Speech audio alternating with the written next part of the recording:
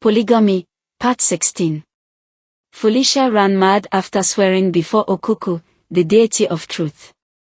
It was sudden, violent, confusing.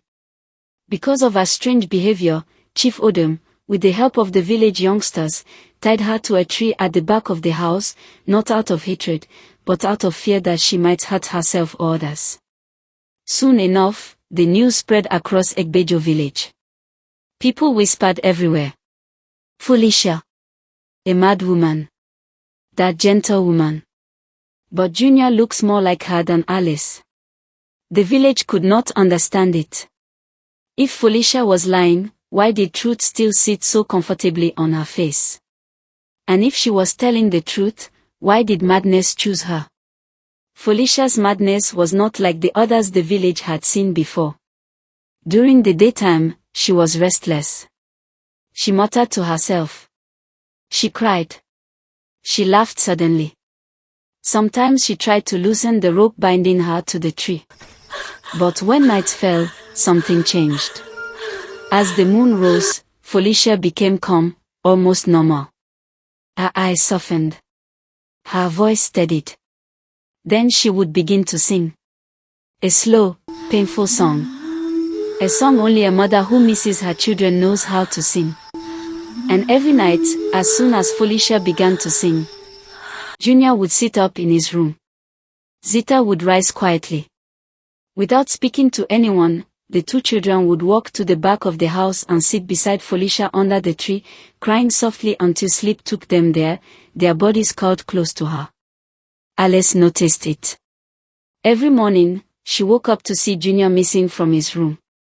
Every morning, she found him sleeping under the tree with Felicia. Fear entered her heart, not pity, not concern, fear. Fear that people would see. Fear that tongues would wag.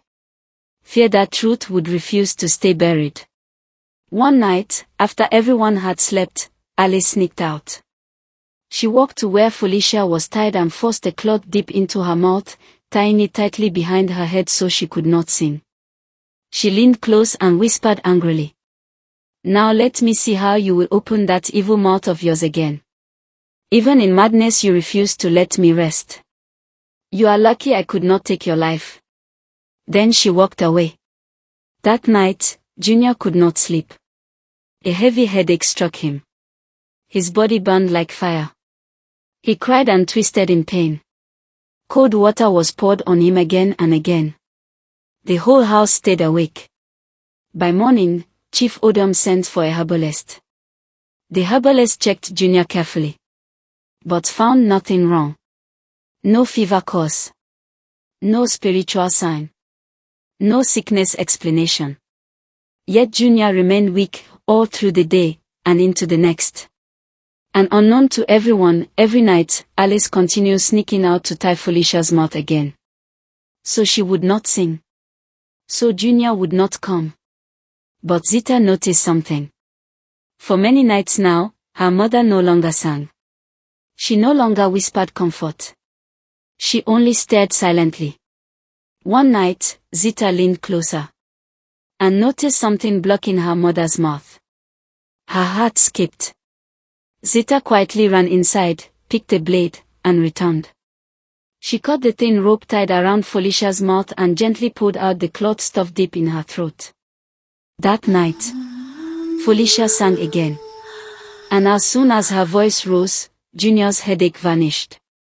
He stood up gently, walked out on his own, laid his head on Felicia's lap, and slept peacefully. The next morning, Alice woke up and rushed to Junior's room. Empty. She screamed. Chief! Our son is missing. The compound turned upside down. Then Nita, Alice's daughter, said quietly. Maybe they went to meet Mad Mommy Felicia again. Alice snapped. Impossible. Junior has been sick for days. But when they rushed to the back of the house, they found Junior and Zita sleeping peacefully on Felicia's lap. Junior's body was cool. No fever. No weakness. The villagers began to whisper again. This is not ordinary. Maybe Okuku made a mistake. Or maybe something is still hidden. No one could explain it. No one could prove anything. But one thing became clear. Even though Felicia ran mad, even though she was tied to a tree, truth refused to leave her side. To be continued.